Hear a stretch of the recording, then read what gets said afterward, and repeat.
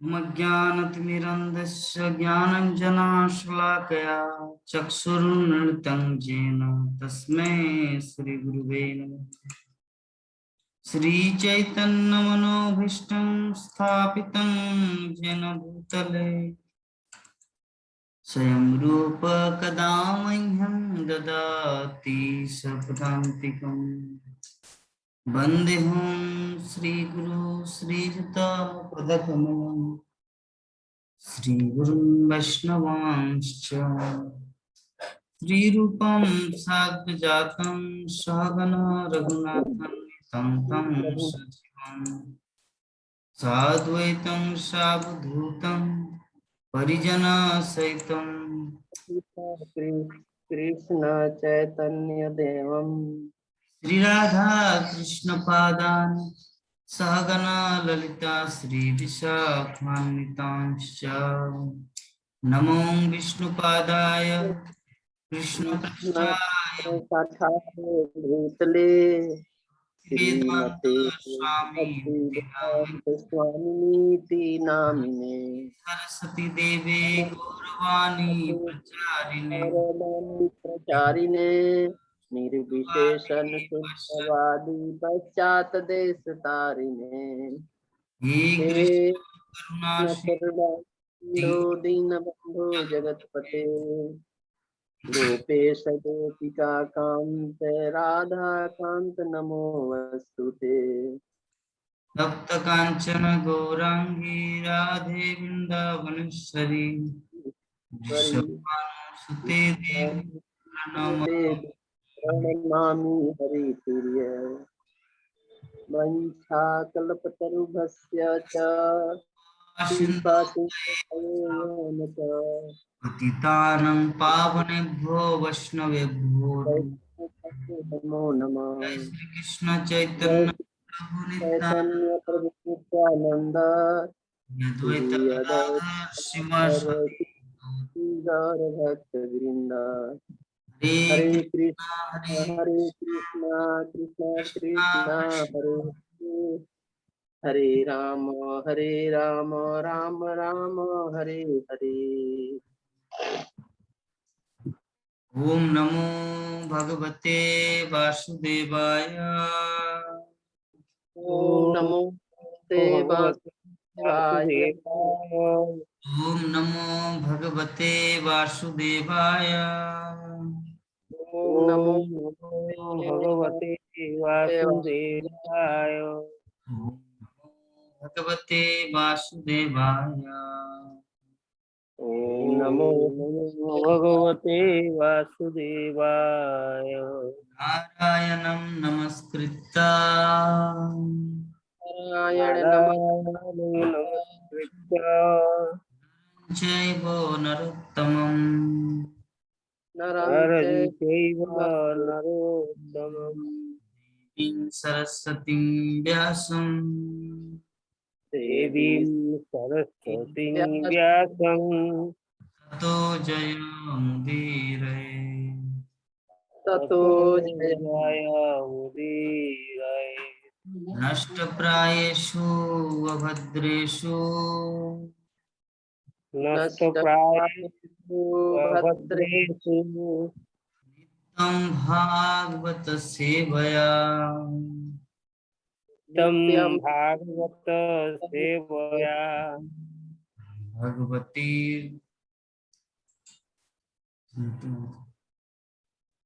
भगवते श्लोके मुक्तिर्भवति भवति नस्तिकी। हे कृष्णा श्रीमद् भागवतम कृष्ण कृष्ण स्कंद पंचम अध्याय श्लोक संख्या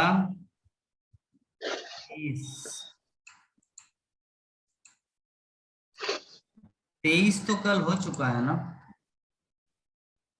24 है प्रभु जी। हरे कृष्णा। आज 24 है।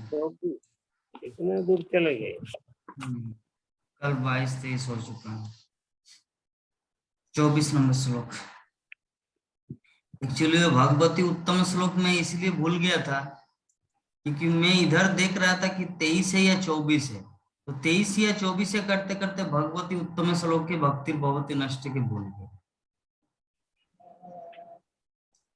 ते मैया पीते अखिल चापेल अर्भके ते मोहि अपेता अखिल के चापले अर्भके दान्ते धृत क्रीडनकेनुवर्तिनि दान्ते दान्ते अधृत क्रीडनके अनुवर्तिनि चक्रुकृपां यद्यपि तुल्यदर्शना चक्रु कृपाम यद्यपि तुल्य दर्शनम् शुश्रूषमाणे मुनयल्पभाषिणी श्रुतमाने मुनियल्पभाषिणी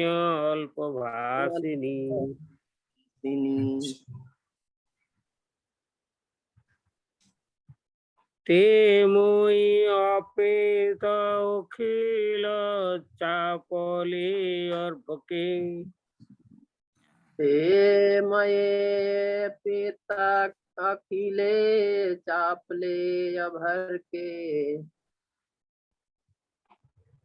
दन्ते अधृत क्रीडनके अनुवर्तिनि दन्ते अघृत क्रीडन के अनुवर्तिनी चक्रु कृपाण यद्यपि तुल्यदर्शनाम् चक्रु कृपामय यद्यपि तुल्य दर्शना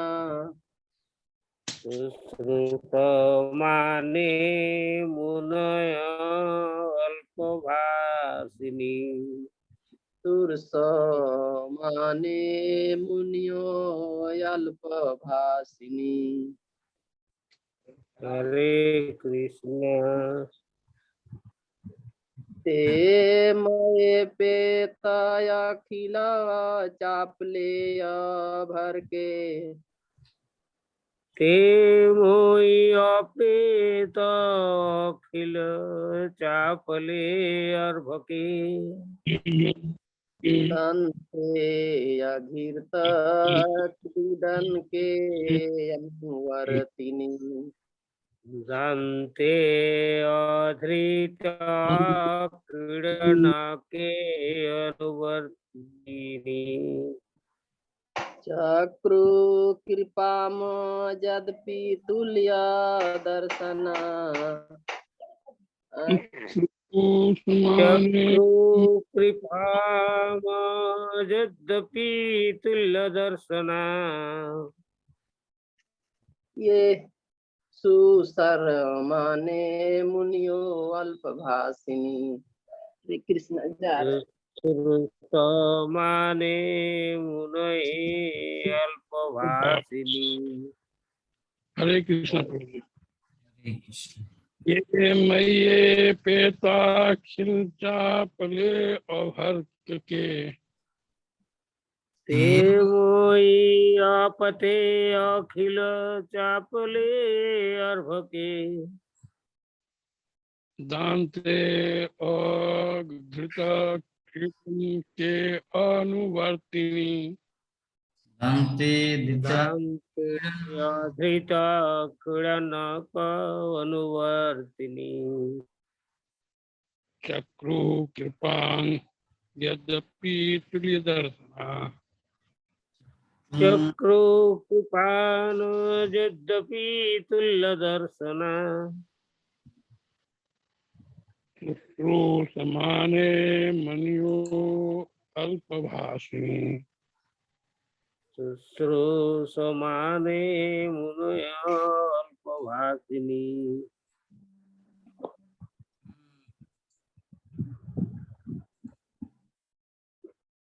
तो श्लोक का अनुवाद और तात्पर्य कृष्ण कृपा श्रीमूर्ति श्रील श्री भक्तिवेदांत स्वामी श्रील प्रभुपाद के द्वारा अनुवाद। यद्यपि वे स्वभाव से निष्पक्ष थे, किंतु उन वेदांत के अनुयायियों ने मुझ पर हेतु की कृपा की। जहां तक मेरी बात थी, मैं इंद्रिय जीत था और बालक होने पर भी खेलकूद से अनासक्त था। साथ ही मैं चपल न था और कभी भी जरूरत से ज्यादा बोलता नहीं था, बल्कि मैं मितभाषी था। श्रील प्रभुपाद तात्पर्य में लिख रहे हैं, भगवद गीता में भगवान कहते हैं सारे वेद मेरी खोज कर रहे हैं।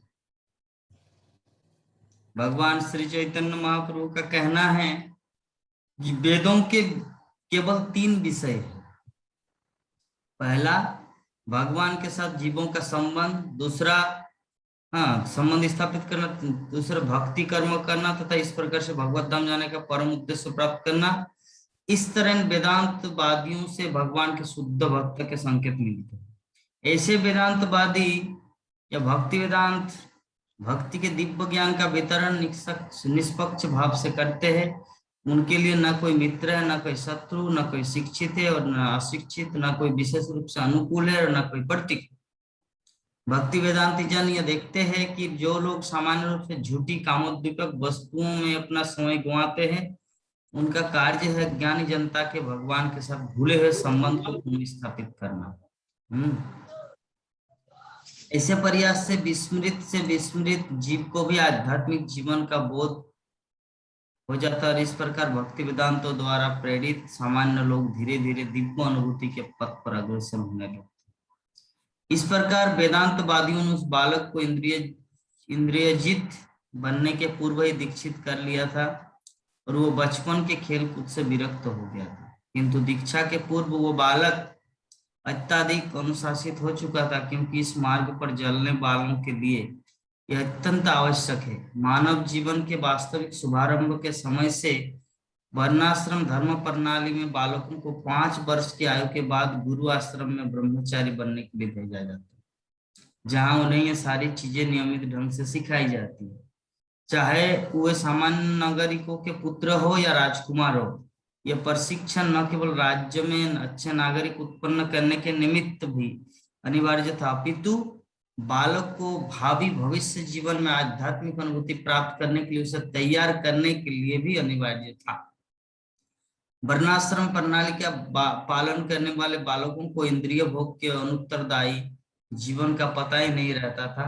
यहाँ तक कि जब पिता बालक को माता के गर्भ में स्थापित करता था, तो वो भी आध्यात्मिक संस्कार द्वारा होता था। बालक को भवबंधन से मुक्त कराकर उसे सफलता दिलाना माता पिता का उत्तरदायित्व हुआ करता है। यही सफल परिवार नियोजन की विधि है। इसका उद्देश्य था पूर्ण सफलता के लिए संतान उत्पन्न करना।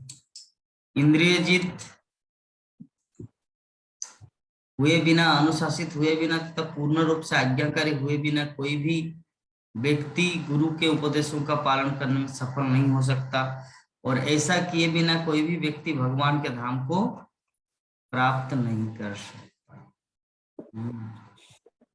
तो इस प्रकार हम लोग देख रहे हैं कि नारद मुनि श्रील व्यासदेव के सामने अपने जीवन पूर्व जीवन की वृत्तांत कहानी सुना रहे हैं कि मैं एक दासी के पुत्र था, उसके बाद मेरी माँ उन लोगों की सेवा करते थे, करते करते कभी कभी जब माँ दूसरे काम में व्यस्त हो जाते थे तो मैं ही उनको उन सब मुनि ऋषियों की सेवा की, भक्ति वेदांतों की।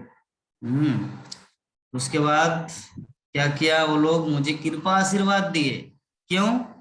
क्योंकि मैं बचपन से ही खेल कूद में उतना रुचि नहीं रखता था, और दूसरी बात क्या कि मैं उतना ज्यादा नहीं बोलता था, जितना जरूरत है उतना ही बोलता था, जिसके कारण वो लोग मुझे लाइक करते थे, पसंद करते थे।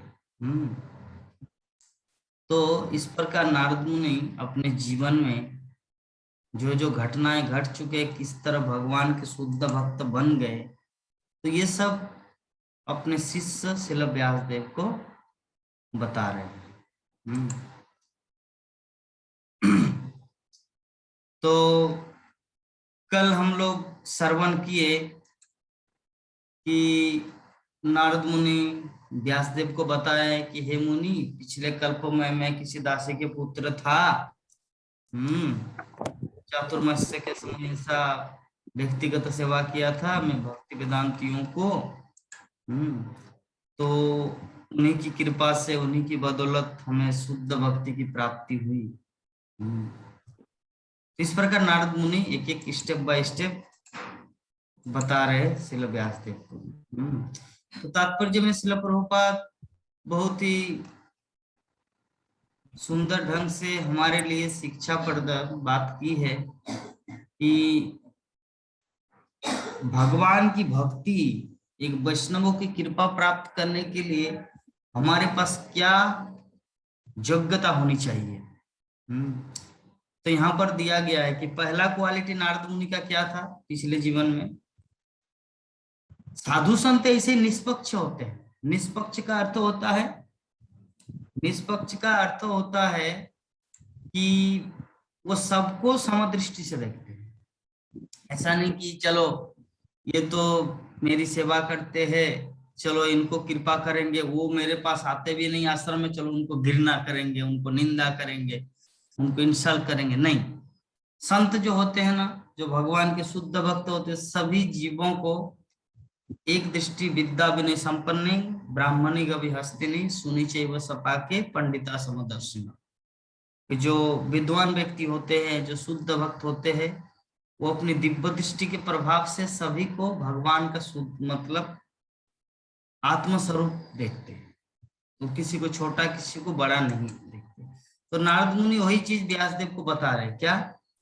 जितने सारे वेदांत, भक्ति वेदांत वहां पे थे, वो सभी स्वभाव से क्या थे? वो निष्पक्ष। हाँ, किंतु उन वेदांत के अनुयायियों ने मुझ पर अहेतु की कृपा की। अहेतु की कृपा का मतलब हम लोग जानते हैं। अहेतु की कृपा का अर्थ होता है कि न चाहते हुए भी आपको कृपा करना।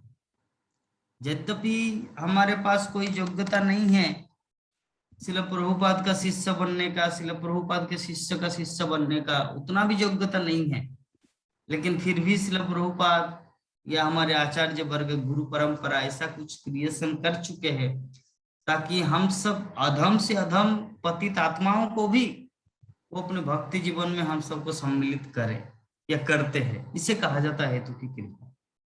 तो नारद मुनि इसी चीज का उल्लेख यहाँ पे श्रील व्यासदेव को बता रहे हैं। जहां तक मेरी बात थी, नारद मुनि बता रहे हैं पहला क्वालिटी क्या है? मैं इंद्रिय जीत था। इंद्रिय जीत का अर्थ क्या है? इंद्रिय जीत का अर्थ होता है बचपन में बच्चे का भाव क्या है? खेलना कूदना। युवावस्था में व्यक्ति का भाव होता है एक दूसरे लिंग जो है, स्त्री हो तो पुरुष के प्रति, पुरुष हो तो स्त्री के प्रति अट्रैक्शन। हाँ, फिर वो वृद्धावस्था में आता है तो ये जो मेटेरियल अट्रैक्शन होता है, आध्यात्मिक मतलब भौतिक आसक्ति, तो नारद मुनि का नहीं था, क्योंकि उन्होंने इंद्रियों को जीत लिया था। इंद्रिय जीत बचपन से ही पहला क्वालिटी नारद मुनि का, इंद्रिय जीत। और बालक होने पर भी खेल कूद से अनासक्त थे। अरे एक बालक का काम क्या है? बचपन में खेलना कूदना।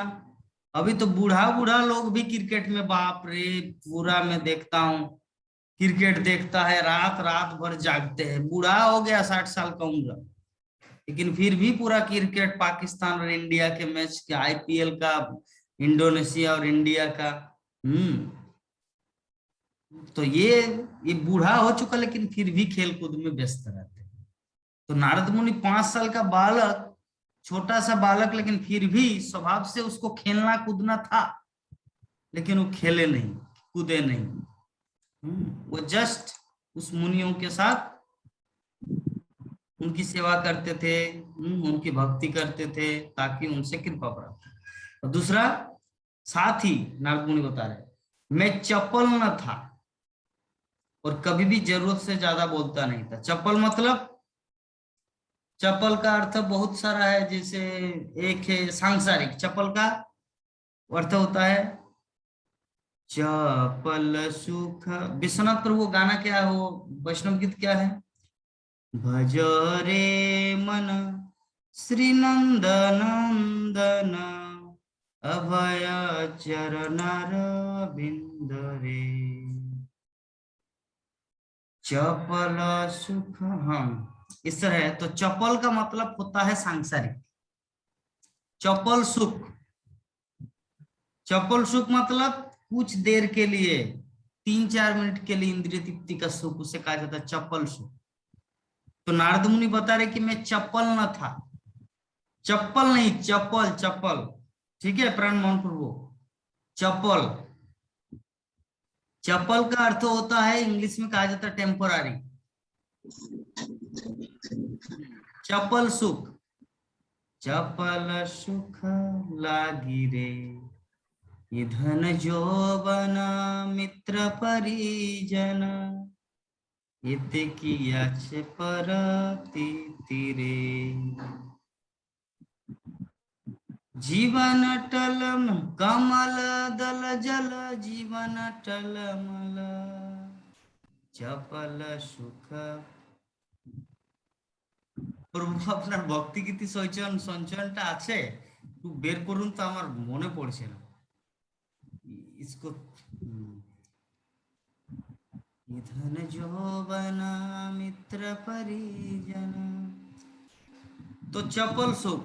तो नारद मुनि यहाँ पर व्यासदेव को बता रहे हैं कि मैं चपल न था और कभी भी जरूरत से ज्यादा बोलता भी नहीं था।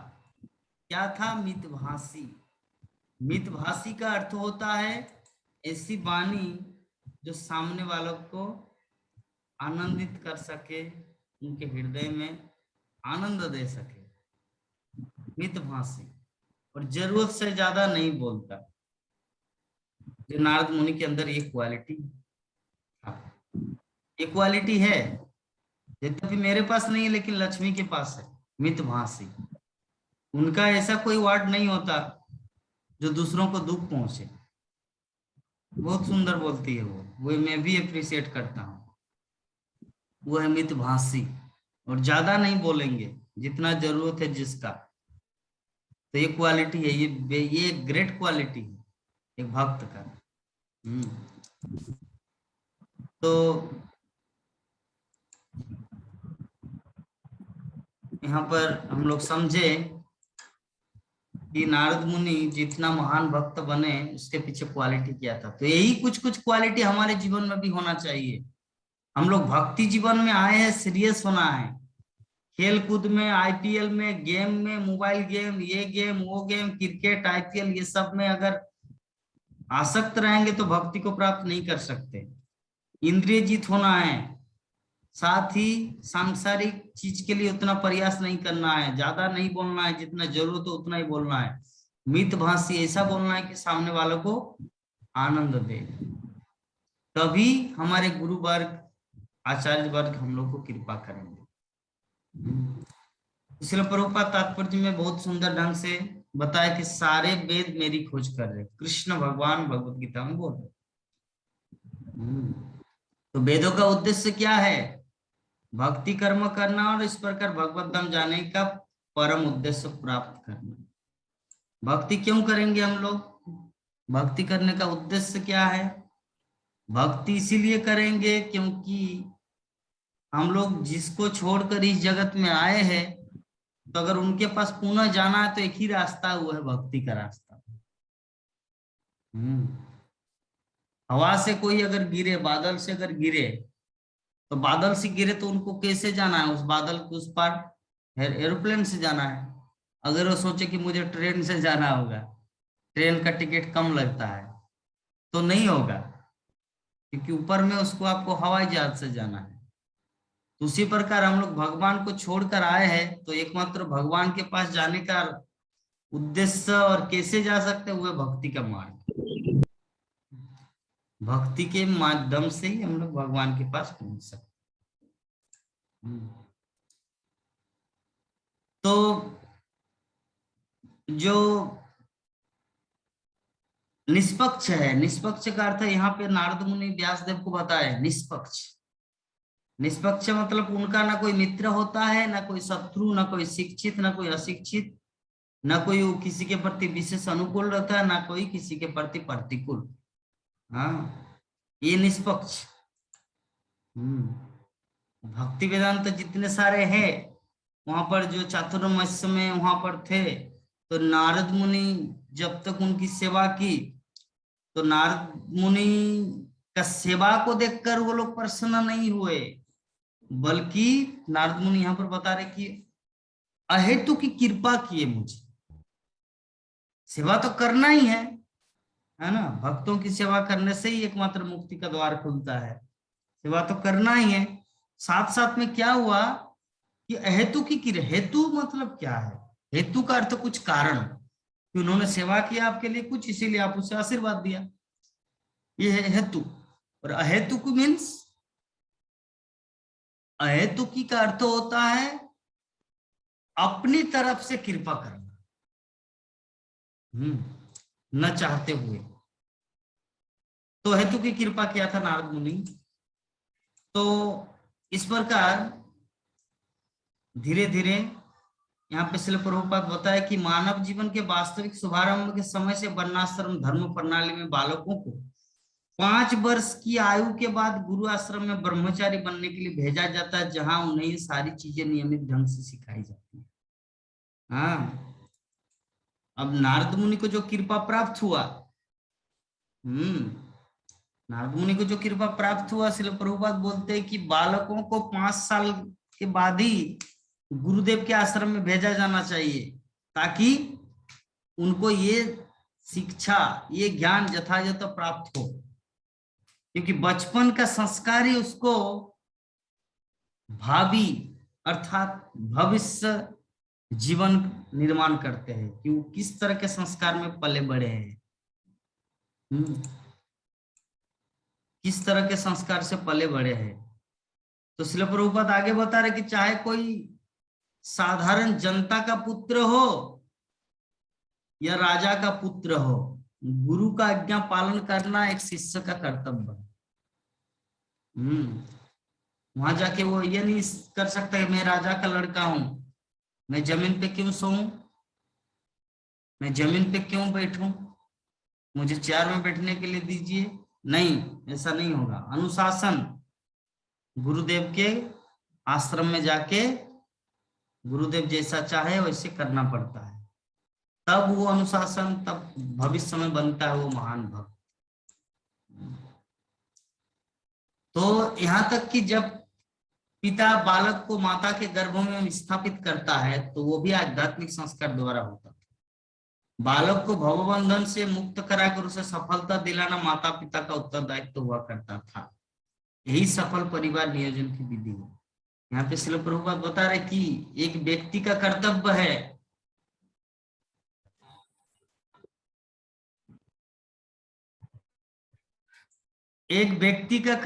है जो भी माता पिता बने, यहाँ पे श्रील प्रभुपाद बता रहे हैं जो भी माता पिता बने हैं, हाँ, उनके बच्चे को, बालक को भवबंधन से मुक्त कराकर उसे सफलता दिलाना माता पिता का परम कर्तव्य है, उत्तरदायित्व है।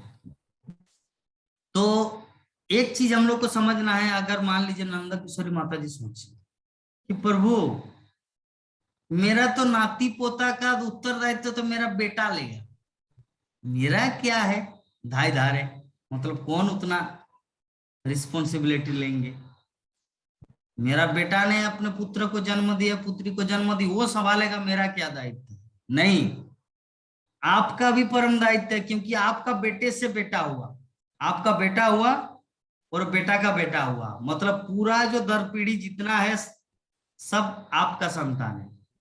अभी आपको क्या करना है, उन लोगों को कैसे संस्कार देना है, कैसे भक्ति देना है, ये आपका दायित्व है। श्रील प्रभुपाद यहाँ पे बता रहे हैं ये आपका दायित्व है, यही है उनको भवबंधन से मुक्त कराना। और ये कैसे संभव है, जब आप उनके हृदय में कृष्ण भक्ति का बीज बोएंगे।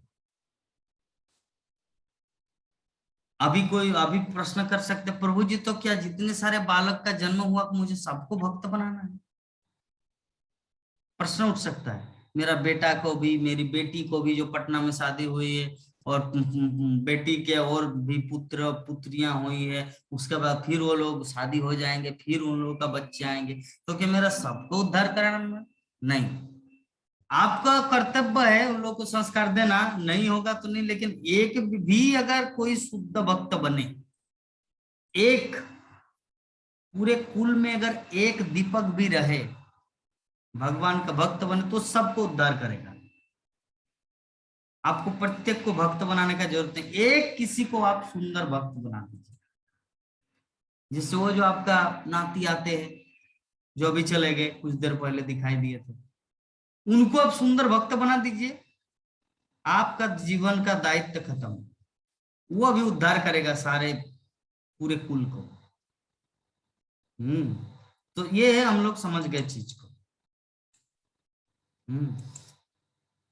कि माता पिता का ये कर्तव्य है, ये दायित्व है कि बच्चे को भवबंधन से छुटकारा देना, और इसका उद्देश्य पूर्ण सफलता के लिए संतान उत्पन्न करना, इंद्रिय जीत हुए बिना, अनुशासित हुए बिना तथा पूर्ण रूप से आज्ञाकारी हुए बिना कोई भी व्यक्ति गुरु के उपदेशों का पालन करने में सफल नहीं हो सकता, और ऐसे किए बिना कोई भी व्यक्ति भगवान के धाम को प्राप्त नहीं कर सकता। भगवान के धाम को प्राप्त करने के लिए पहला क्वालिटी क्या है? अपने आप को इंद्रिय तृप्ति से दूर करना है। ये जो हम लोग इंद्रिय तृप्ति की चाहत लगा के बैठे रहते हैं ना, इनको जब तक हम लोग पूर्णतया प्रैक्टिस के माध्यम से, अभ्यास के माध्यम से जब तक इनको कम नहीं करते, तब तक हम लोग भगवत धाम के रास्ते में विभिन्न प्रकार की बाधाएं आएगी, जो हमको भगवान के धाम नहीं दे सकता। तो ये कुछ चीज है हम लोग को समझना है। तो नारद मुनि आगे क्या बता रहे हैं, हम लोग थोड़ा देख लेते हैं। नारद मुनि बोल रहे कि उच्चिष्टले पान अनुमोदित दिजे सकृत स्म भुंजे तदपास्त किलबिषा एवं प्रवृत्तस्य विशुद्ध चेतसा तद्धर्म एवात्म रुचि प्रजायते। अर्थात उनकी अनुमति से मैं केवल एक बार उनकी जूठन खाता था, और ऐसा करने से मेरे सारे पाप तुरंत ही नष्ट हो। इस प्रकार सेवा में लगे रहने से मेरा हृदय शुद्ध हो गया, और तब वेदांतियों का स्वभाव मेरे लिए अत्यंत आकर्षक। उनकी अनुमति से नारद मुनि क्या बता रहे हैं व्यासदेव को, कि जब ऐसा नहीं कि चलो उनके आश्रम में है तो उनको बिना बोले ही खाना शुरू कर दिया, ऐसा नहीं है कि खाना रेडी है तो जाके खाना शुरू कर दिया, नहीं, उनसे परमिशन लेकर हम प्रसादम पाते थे। परमिशन लिया, वो मुझे आज्ञा दिए, ठीक है, उसके बाद वो खाए। तो इस तरह का आज्ञाकारी छात्र था शिल नारद मुनि। तो तात्पर्य में शिल प्रभुपाद बता रहे कि शुद्ध भक्ति संक्रामक रोग तुल्य है, किंतु शुद्ध भाव में संक्रामक है। शुद्ध भक्त समस्त प्रकार के पापों से निर्मल हो जाता है। भगवान विशुद्धतम सत्ता है, और जब तक कोई भौतिक गुणों की संक्रामकता के द्वारा उन्हीं के समान शुद्ध न हो ले, तब तक वो भगवान का शुद्ध भक्त नहीं बन सकता। जैसा कि पहले कहा जा चुका है, भक्ति वेदांत जन शुद्ध भक्त थे, और ये बालक उनकी संगति से तथा एक बार उनका जूठन खाने से उनके गुणों से अभिभूत हो गया। ऐसी जूठन शुद्ध भक्तों की अनुमति के बिना भी ग्रहण की जा सकती है, लेकिन कभी कभी छद्म भक्त भी होते हैं, अतः उनसे अत्यंत सावधान रहने की आवश्यकता है। ऐसी अनेक बातें हैं जो भक्ति करने में बाधक होती है, किंतु शुद्ध भक्तों की संगति से ऐसे सारे अवरोध दूर हो जाते हैं। नवदीक्षित भक्त शुद्ध भक्त के दिव्य गुणों से लगभग पूरित हो जाता है, जिसका अर्थ है भगवान के नाम, जस, गुण, लीला आदि के प्रति आकर्षण। शुद्ध भक्त के गुणों की संक्रामकता का अर्थ है भगवान की दिव्य लीलाओं के प्रति शुद्ध भक्ति की रुचि उत्पन्न करना। इस दिव्य रुचि के आगे सारी भौतिक वस्तुओं के प्रति रुचि उत्पन्न हो जाती है। अतः शुद्ध भक्त कभी भी भौतिक कार्यकलापों के प्रति आकर्षित नहीं होता। भक्ति के पथ के सारे अवरोधों या समस्त पापों के दूर होने पर ही मनुष्य ईश्वर के प्रति आसक्त हो सकता है, उनमें दृढ़ता आ सकती है, उसमें पूर्ण रुचि उत्पन्न हो सकती है, उसमें दिव्य अनुभूतियां आ सकती है और अंत में भगवान की प्रेममय सेवा के धरातल पर स्थित हो सकता है। ये सारी अवस्थाएं शुद्ध भक्तों की संगति से ही विकसित होती है और यही इस श्लोक का तात्पर्य। हाँ, इस श्लोक का तात्पर्य यही है। तो श्रील प्रभुपाद यहाँ पे क्या बताए, शुद्ध भक्ति क्या है, वायरल संक्रामक रोग के तुल्य है। संक्रामक रोग कैसे, आप जाके छींक देंगे हाचू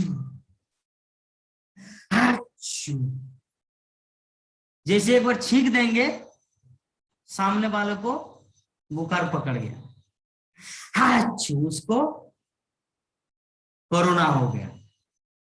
तो शुद्ध भक्ति भी ऐसा ही है।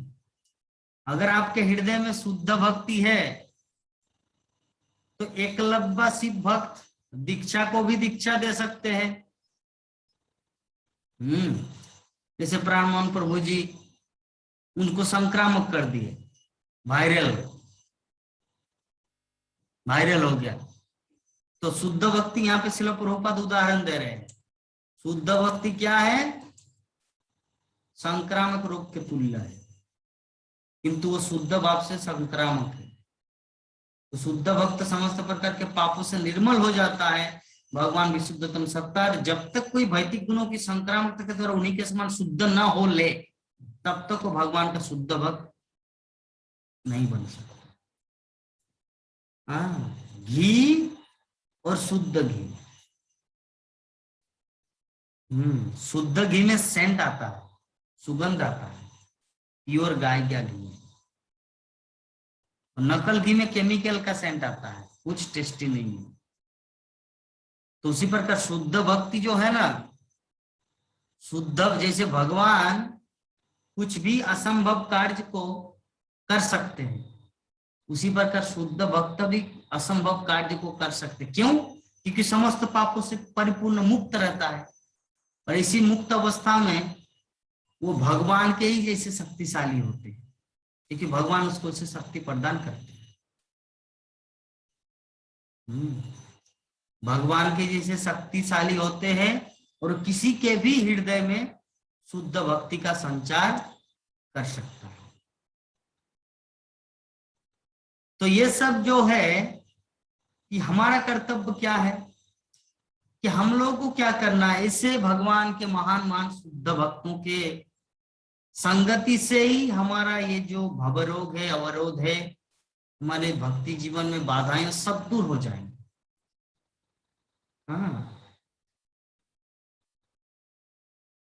शुद्ध भक्त क्या है ना, कभी भी भौतिक कार्यकलापों के प्रति आकर्षित नहीं। शुद्ध भक्त का दूसरा क्वालिटी क्या है, हर परिस्थिति में वो कोई भी ऐसा कार्य नहीं करता जो मटेरियल हो, जो भौतिक हो, जड़ जागतिक हो, बल्कि वही चीज करता है जो भगवान से संबंधित आध्यात्मिक कार्य हो।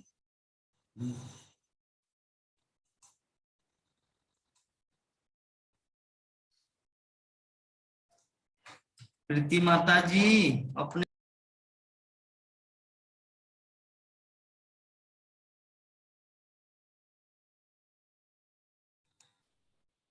प्रीति ऑडियो कनेक्ट करो रे बाबा।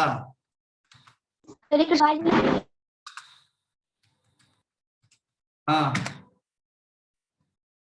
हरे कृष्णा।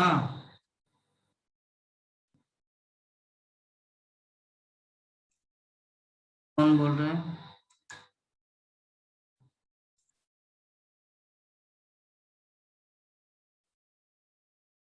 हरे कृष्णा।